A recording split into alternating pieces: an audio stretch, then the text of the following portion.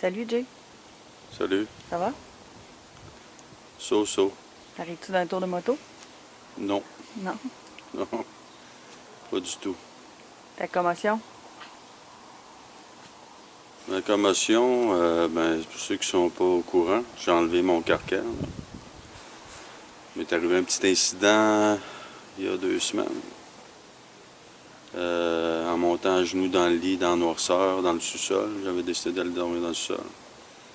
Mais j'ai manqué le genou, il faisait noir comme le poêle, puis je me suis pété la tête sur le plancher de béton, à peut-être à une hauteur de 5 pieds. Fait que ça a fait assez fort.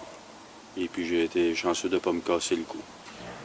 Mais là, faut que je fasse attention pour le prochain mois. Un jour à la fois. Ça va bien aller. Oui, Je voulais te parler de quelque chose. oui. Sur la page de l'Union Motocycliste Québec, il y a quelqu'un qui a posté un article concernant un motocycliste qui s'est fait intercepter à 150 km/h dans une zone de 70 km/h sur la voie de service de l'autoroute 30. Il y a eu plusieurs commentaires sur le sujet. On sait que toi, tu as enseigné la moto dans les dernières années. Moi, je veux savoir, toi, en tant qu'instructeur, tu penses quoi de ce genre de comportement-là? Je peux pas endosser ça. Écoute, pour plusieurs raisons, je peux pas endosser ça. J'ai tout le temps dit, tu le sais, tu m'as entendu souvent. Les élèves que j'ai eus, j'en ai eu une quantité industrielle. J'ai tout le temps dit, puis même sur les 2 pages sur lesquelles Facebook, que je suis responsable, que ce soit l'Union Motocycliste Québec puis White Wings Motorcycle, j'ai tout le temps répété la même chose, c'est que moi, je peux pas justifier l'injustifiable. Il y a plusieurs commentaires, à savoir que, bon, écoute, tu sais, regarde, j'ai pas tout lu, là, mais j'ai regardé, là, puis il y en a qui comprennent. Malheureusement, il y en aura toujours qui comprendront pas. À savoir qu'on va sortir n'importe quoi, à savoir, dans les années 70, la limite était de 100 000 à l'heure. Là, depuis qu'on convertit en km/h, en kilomètre-heure, kilométrage heure, patati patata. Mais dans les années 70, je veux dire, la SAC n'existait pas. Et puis, tu avais un paquet d'estropiés, tu avais beaucoup plus d'accidents que tu en as aujourd'hui. L'autre chose aussi, c'est que dans les années 70, même 80, tu avais beaucoup moins de motocyclistes que tu en as aujourd'hui. Alors, tu sais, à un moment donné, là, je veux dire, il faut comparer les choses avec les choses qui sont comparables. Je ne peux pas justifier, je veux dire, 150 km/h dans une zone de 70. C'est comme si on prenait une zone de 50 ou de 30, où, je veux dire, c'est dans les zones de 30, généralement, c'est du résidentiel, ou c'est des zones d'écoliers. C'est comme s'ils diraient, regarde, c'est correct, regarde, je suis juste en deuxième, j'aurais pas à grimper plus que ça, mais c'est pas, tu sais, il n'y a rien là, je roulais juste 100, tu sais. Tu peux pas justifier ces choses-là. Là. Puis, tu sais, moi, j'ai pas de cachette non plus à faire. C'est que plus jeune, où j'étais inconscient, tu sais, moi, j'ai pas eu vraiment de mentor, hein. Puis des fois, d'avoir un mentor, ben des fois, ou d'avoir un bon coach, ben, ça peut aider. Mais oui, ça m'est arrivé, moi, de faire de la...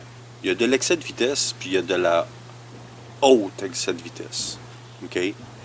Mais dans ce cas-là, ben, je veux dire, de 70 à 150, ben, je veux dire, on a un décalage là, de 80 km/h.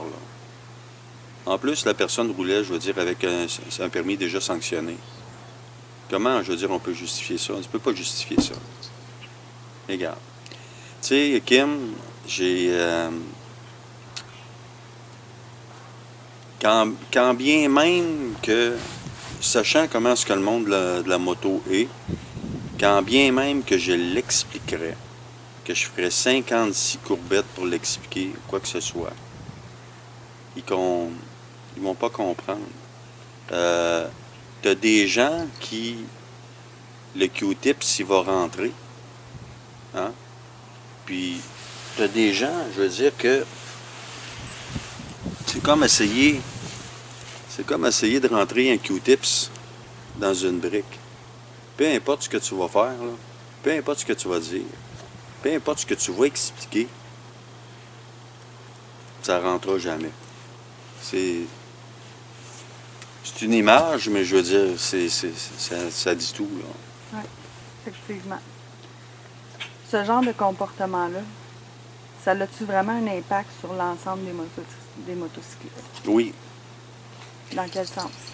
Dans le sens que, je veux dire, évidemment, même moi, quand je vois, mettons, quelqu'un qui est sur une roue, ou quelqu'un qui me dépasse, je suis dans mon camion, puis que j'évalue qu'il roule peut-être à 170, 180. Je suis moi-même un motocycliste de longue date. Mon beau-père est un motocycliste de très longue date, puis très expérimenté. Mon père l'était, et tout ça, j'ai gravité là-dedans. J'ai une expertise, mais je veux dire, garde, qu'on en tienne compte ou pas compte, garde. Moi, si je m'en fous personnellement. Ceux qui m'écoutent, ils m'écoutent. Ceux qui m'écoutent pas, ben ils m'écoutent pas. Mais, évidemment, quand je vois ça, je me dis, déjà, beaucoup d'automobilistes, monsieur, madame, tout le monde, ont les motocyclistes en aversion. Ils ont des préjugés.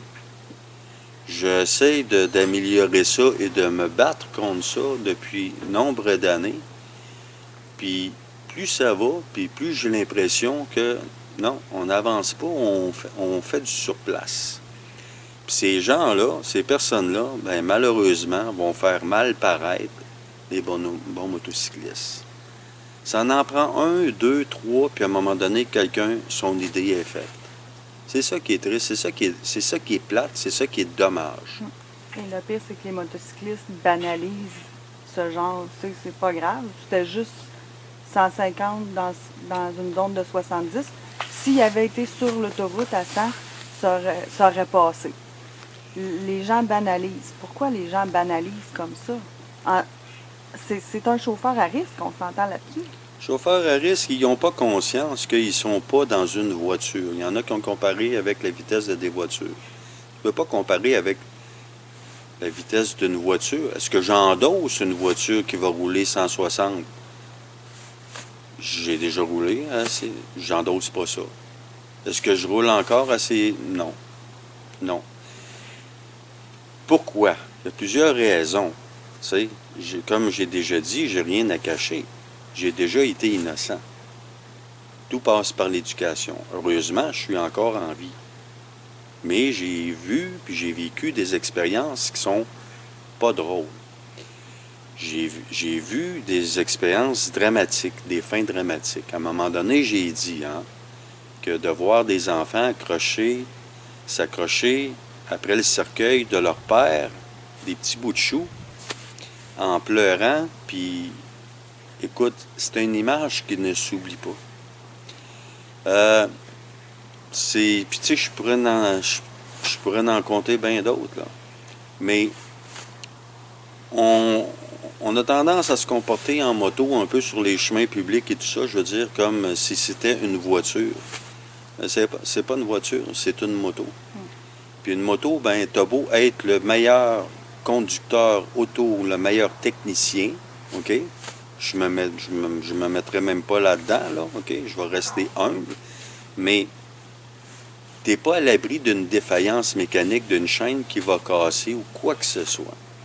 Pour l'avoir vécu, pour l'avoir fait, pour avoir frôlé la mort une couple de fois, il y a un bon bout de temps, c'est comme un guidonnage ou n'importe quoi. Il peut t'arriver, là, regarde. Une fraction de seconde. Oui, et puis, ça prend pas un gros coup sur la tête. Il n'y a pas une tête qui est faite pareil. Premièrement, il n'y a pas un coup qui est fait pareil. Puis, à un moment donné, là, OK, comme j'ai déjà dit, y a-t-il une vitesse spécifique que tu es sûr de ne pas te tuer? Non. Mais plus ta vitesse est augmentée, on s'entend-tu que, je veux dire, si t'arrive de quoi, là, ben, je veux dire, tu vas sortir de là bien magané. Si tu es chanceux, tu vas sortir de là vivant. Sinon, tu vas te ramasser, je veux dire, dans une chaise dans une chaise électrique ou peu importe, là, avec une tige dans la bouche là, pour guider ta chaise et tout le kit. C'est comme j'ai déjà vu. J'en ai vu de toutes les sortes. Alors, à 5 pieds, je me suis cogné la tête. Puis c'était une sérieuse commotion cérébrale. C'est ma 3e. Alors imagine, en moto, même si tu as un casque, à 150 km/h, 170, je le dis, puis j'ai passé proche, me casser le cou. Sérieux. J'ai le cou, là, tu sais, ça a été moins une, là, pour que ça sectionne. Parce que je suis tombé comme la tête la première, puis on a le réflexe de se retrousser la tête, mais mon corps était penché. Donc, lui, le coup, là, il a été au maximum. Dans un accident de moto, là, le cou, la tête, là, puis même le corps, mais... Tu n'as même pas de contrôle sur ton corps. Tu n'as plus de contrôle sur rien. Non. Puis j'en ai vu, puis ce qui est malheureux, c'est que... Ce que je trouve triste, même si c'est des motocyclistes que je connais pas personnellement, que c'est pas des amis, c'est que ça me fait quelque chose pareil d'avoir des réponses ou ben non, des positions comme ça. Parce que je me dis, si ça lui arrive, il y a des enfants, ou il y a un père, ou il y a une mère, ou quoi que ce soit, qui se ramasse, je veux dire, paraplégique, qui, tu sais, ou qui est dans un cercueil. Personne ne veut voir ça. Non, c'est ça. On se met la tête dans le sable, puis ça ne nous arrivera pas. Exactement. C'est juste pour les autres. Et j'ai des habilités. Je suis bon. J'ai suivi un cours de pilotage, etc., etc. Je suis invincible. C'est une erreur. C'est pas une piste de course. Mais c'est ça, les gens vont faire le parallèle avec la piste de course. Tu sais, dans le fond, ils pourraient aller sur une piste d'accélération. Laisse-moi terminer. Ils pourraient aller sur une piste d'accélération. Puis dire, ben, je vais en monter à bien plus que 150, ma moto. Je risque de me planter aussi. Alors, pour eux autres, c'est comme banal de le faire sur l'autoroute parce qu'ils ont autant de chances de se planter d'une place comme de l'autre. La différence entre une piste d'accélération et une piste de course, est adaptée que quand tu as une chute, ceux qui ont déjà suivi des cours, qui ont regardé ou qui ont suivi des cours ou qui ont fait de la course, vont le confirmer, à savoir que tu as un stretch, oui, tu tombes, tu glisses, tu es habillé en conséquence, OK? Puis tu n'as pas de petits poteaux de métal, tu sais, avec des petits réflecteurs sur le long qui va faire que, regarde, tu peux te casser la colonne vertébrale, tu peux te casser le cou, tu peux t'arracher une jambe. C'est des circuits qui sont faits en conséquence, OK? Et puis, avec des aires de décélération, là, où tu as du sable là, qui va comme ralentir le tout. Puis je veux dire, les pistes d'accélération, c'est la même affaire. Moi, j'ai jamais vu quelqu'un, moi, d'une piste d'accélération. Du moins, si jamais j'en vois un ou je vois un propriétaire, ça marche pas. C'est comme il faut que tu sois habillé en conséquence, puis tu es dans un stretch. Mais sur les voies publiques, tu peux pas te permettre ça. Bien d'accord. Je peux pas m'empêcher de faire un parallèle avec la page de l'Union, qui beaucoup de motocyclistes sur cette page-là, qui, en tout cas, espèrent ou souhaitent ardemment des baisses du prix des plaques de moto. Bien, ces gens-là, aujourd'hui, commentent une publication comme ça en banalisant le geste, en encourageant, si on veut, un motocycliste à risque, comme il n'y a rien de grave, puis j'ai déjà fait pire, puis mais je veux que mes plaques, ils baissent. Qu'est-ce que tu penses de ça? Quand j'ai parti la page de l'Union, effectivement, les plaques de moto, pour moi, il y a de l'abus, il y a de l'iniquité. Si tu me permets, je vais m'allumer une cigarette. Il y a de l'iniquité, il y a des aberrations. Je dis réellement ce que je pense. D'un autre côté, je regarde, c'est pas tout le monde sur l'Union. Il y en a qui sont sur l'Union, je veux dire, qui sont vraiment là... ils comprennent bien, mais elle m'a demandé à savoir, est-ce que ça vaut la peine que moi je me batte avec, puis je me serve de certaines relations que j'ai, et avec une certaine équipe à me dire, écoute, ils veulent une baisse de plaque, mais les motocyclistes, pour certains, ben, je veux une baisse de plaque. En fait, je veux tout. Je veux une baisse de plaque, je veux être capable de rouler à 150 km/h dans une zone de 70. Je veux être capable de faire un wallé parce que je suis tout seul puis je suis pas un danger pour personne. Tu sais, c'est comme, on veut tout, mais on veut que la SAC comprenne une partie, mais l'autre partie, ils veulent pas la comprendre. Parce qu'ils n'agissent pas en conséquence. Ils veulent pas la comprendre. Fait que certains motocyclistes veulent tout. Ils veulent absolument tout. Mais ça, en étant comme ça ira pas. Ça va être difficile d'aller dans la bonne direction en étant comme ça. Puis de toute façon, en partant, les motocyclistes sont divisés. Les motocyclistes, ils sont pas réellement solidaires. Non. Alors, tant et aussi longtemps qu'il n'y aura pas comme une espèce de consensus puis une réelle solidarité avec un réel plan de match, puis j'ai déjà parlé de ça, je veux dire, un plan financier et tout le kit, mais ça. Et si tu rajoutes en plus avec des attitudes comme ça, ou des visions comme ça, à endosser ça, moi je m'en vais à la SAC. Tu sais, c'est sûr et certain que j'ai le cerveau divisé en deux, je me dis. Ben, tu ne peux pas défendre l'indéfendable non plus. Non, je ne peux pas défendre l'indéfendable. Mais de notre côté, j'ai le cerveau divisé en deux en me disant, je fais ça pourquoi? Je fais ça pourquoi?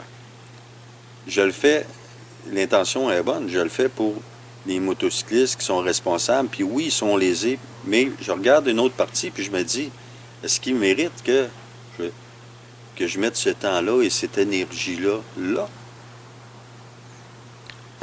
C'est un drôle de monde, Ken. C'est un bien drôle de monde.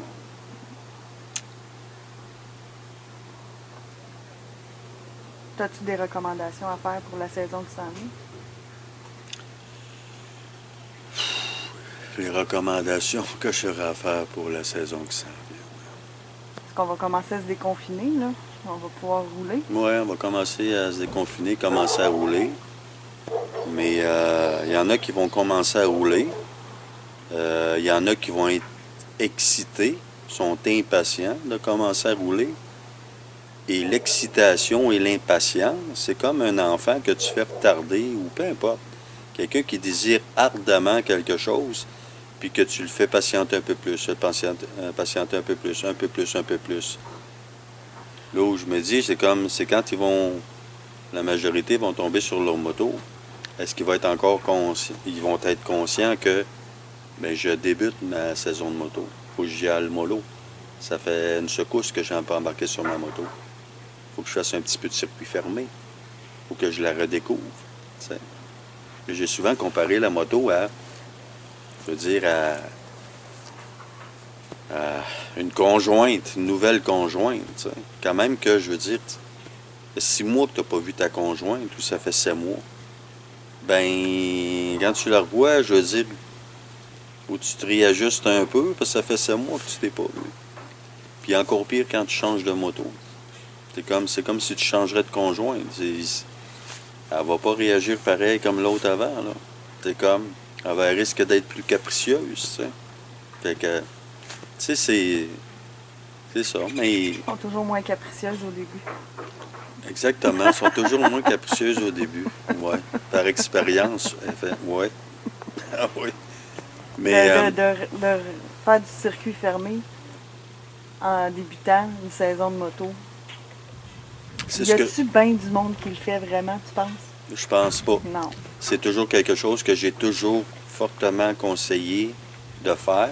Même moi, tu sais, je suis habile en moto, au niveau technique et tout ça, mais je me garde, c'est comme quelqu'un qui fait du sport. Tu sais, si tu arrêtes de faire ton sport pendant X temps, à un moment donné, si tu reprends ton bâton de hockey ou tes gants de boxe, ou peu importe, c'est moins fluide. Fait que là, tu sais, il faut que tu te pratiques, tu sais, pour trouver tes repères et où tu étais. C'est la même chose pour la moto. Moi, c'est régulier. Régulier. En début de saison, Puis durant toute la saison. Après le souper, je vais avoir un 30 minutes, 45 minutes. Ah, m'aller m'amuser avec dans le cours d'école. Et là, je fais toutes sortes de choses.